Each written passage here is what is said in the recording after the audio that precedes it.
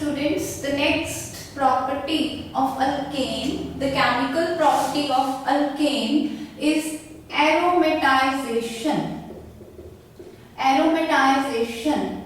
Aromatization means converting it into aromatic hydrocarbon. As we know that alkane is a saturated hydrocarbon, and this can be converted to some aromatic compound, and the reaction is known as aromatization.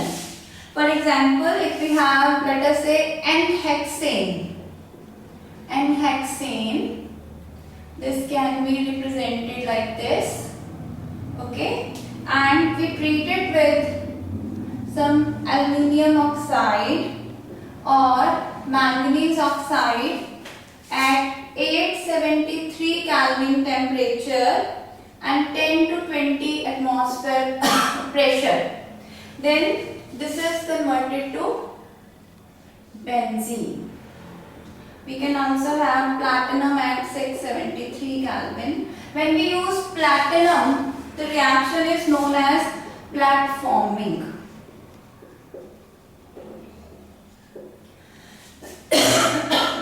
Instead of using aluminium and manganese oxide, we can also use molybdenum oxide or vanadium pentoxide or chromium oxide. We can use any of these, and N-hexane will be converted to benzene. We can convert N-heptane. Let us say this is, we have N-heptane. This is your benzene. But in this, what happens? First of all, N-hexane is cyclized. It is converted to cyclohexane, and then later on it is converted to benzene. Similarly, if we are using platforming, this is converted to toluene, and the reaction is known as aromatization, right? Next reaction we have for alkane is of alkylation of alkane. Alkylation of alkane का मतलब क्या है? Alkane के साथ ही alkyl group का लग जाना. तो ऑब्वियस है कि अगर अल्केन की अल्काइलेशन होगी, मतलब अल्केन को कोई अल्काइल ग्रुप आके अटैच होगा, तो number of carbon will increase. This is also sort of ascending of series, and very common reaction for this is the reaction between isobutane and isobutylene. This is very common reaction. Let me tell you how does it happen. First of all, we have isobutylene. This is called 1, 2, 3, 4 isobutylene, or you can also call it 1, 2, 3 2-methyl propene. The IUPAC name will be 2-methyl propene. This 2-methyl propene, when treated with concentrated sulfuric acid, H ion आ गया इसमें, we get a carbocation. ये electron, ये जो double bond के electron है इस carbon पे shift हो गए. हमने कहा था इलेक्ट्रोफिलिक में के इलेक्ट्रोमैग्नेटिक इफेक्ट में कि when some electrophile approaches the doubly bonded carbon, तो H आयन ने जैसे ही इसको अप्रोच किया, जो डबल बॉन्ड के इलेक्ट्रॉन है कार्बन को शिफ्ट हो गए. तो क्योंकि यहाँ पे नेगेटिव चार्ज हो गया, प्रोटॉन ने यहाँ पे अटैक कर दिया, ये CH3 बन गया, और इस कार्बन पे हमारे पास आ गया positive charge. That makes it carbocation. अब जो कार्बोकेटायन है, they act as electrophile.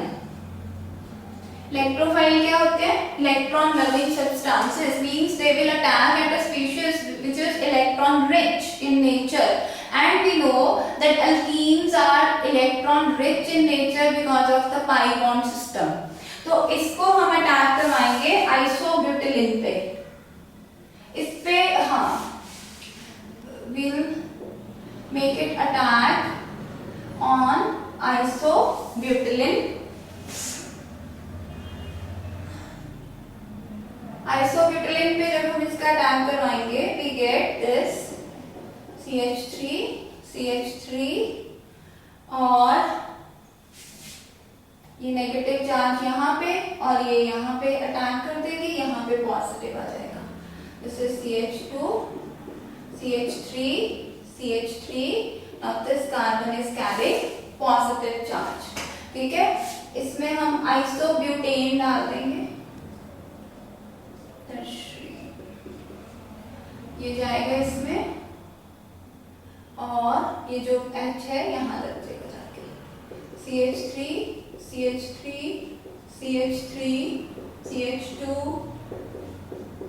CH3 and CH3. This compound is known as isooctane. See, हमने 4 कार्बन वाला कंपाउंड लिया था and we ended up with 8 carbon compound. So this is also sort of carbon ascending series type of reaction जिसमें हमने alkylation of alkane कर दी है जिससे कि अल्केन चेन लंबी हो गई है. This reaction is also helpful जब हम जो है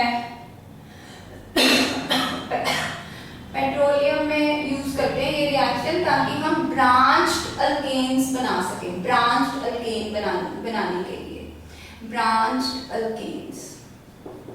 This alkane is highly branched. Branching से क्या होता है? Branching of alkane produces knocking.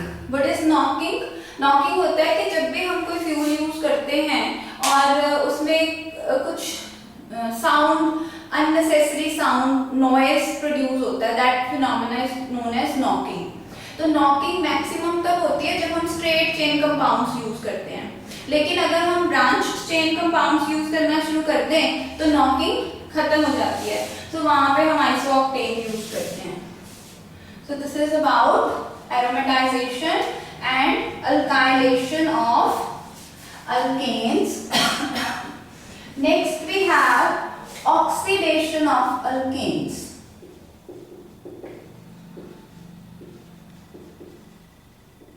Oxidation का मतलब क्या है? एडिशन ऑफ ऑक्सीजन और removal of hydrogen. Oxygen add करने के लिए हम तरह तरह के ऑक्सीडाइजिंग एजेंट्स यूज कर सकते हैं. Different type of reactions. We can do the reaction directly with oxygen also, but when the alkanes react with oxygen completely the phenomena is called combustion. Combustion हो जाएगी alkanes की and that will result in carbon dioxide and water and large amount of energy is produced. that is what happens in every combustion reaction. Fuels के case में, hydrocarbons के case में खास करके हम याद रखते हैं कि जो भी हमारा हाइड्रोकार्बन है that is ultimately going to produce carbon dioxide and water as a end product, right? So this is complete combustion. लेकिन अगर हम कंट्रोल्ड ऑक्सीडेशन करते हैं, कंट्रोल्ड ऑक्सीडेशन मींस जितना हम चाहते हैं उतना ही ऑक्सीजन हमारे हाइड्रोकार्बन से रिएक्ट करेगा, तो we can get required products. हम अपनी मर्जी के प्रोडक्ट्स ऑब्टेन कर सकते हैं. जैसे कि मान लो हम एक ऐसा हाइड्रोकार्बन लेते हैं which is having tertiary hydrogen. This is tertiary carbon और इसको जो अटैच्ड है वो tertiary hydrogen है. ऐसा स्पीशीज जब इसको हम ट्रीट करवाते हैं alkaline KMnO4 से. Now what is KMnO4? Potassium permanganate which acts as an oxidizing agent. तो ये इसकी ऑक्सीडेशन कर देता है and this produces tertiary butyl alcohol. This is isobutane which upon oxidation with alkaline KMnO4 produces tertiary butyl alcohol, right?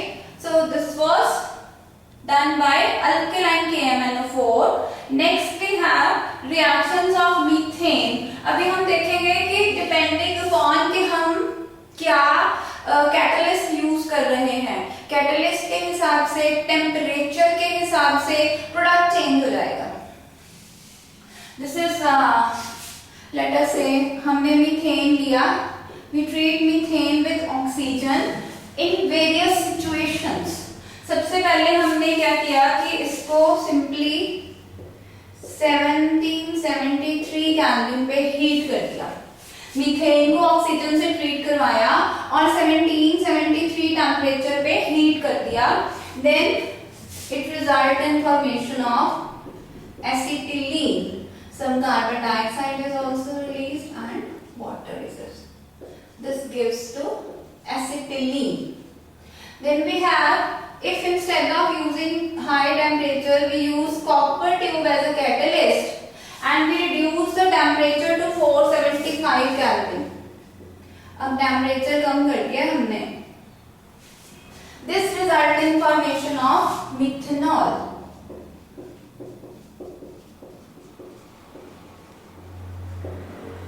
Right. So अगर हमने 1773 kelvin temperature लिया लेकिन कैटलिस्ट कोई नहीं यूज किया, वी गेट एसिटिलीन. पर अगर हम 475 केल्विन टेम्परेचर लेते हैं और कॉपर ट्यूब में से मीथेन को पास करते हैं along with oxygen, this result in formation of methanol. Third है कि अगर हम इसको मोलिब्डेनम ऑक्साइड से ट्रीट करते हैं which act as oxidizing agent और टेम्परेचर ले लें 550 Kelvin. This result in formation of formaldehyde and water. Formaldehyde is known as methanol. यहाँ हमें मिथेनॉल मिल रहा था जब हमने कॉपर ट्यूब यूज की, लेकिन मोलिब्डेनम ऑक्साइड और टेम्परेचर चेंज करने पे हमें मिथेनॉल मिल गया. ठीक है. यही रिएक्शन अगर हम स्टीम की प्रेजेंस में कर दें at 1273 Kelvin temperature, we result in formation of carbon dioxide and hydrogen. So this is how methane undergoes oxidation. There is one more reaction जहां हम अल्केन की कैटालिटिक ऑक्सीडेशन कर देते हैं with the help of silver oxide as a catalyst. Silver oxide को as a catalyst use करते ही this alkane result in formation of carboxylic acid.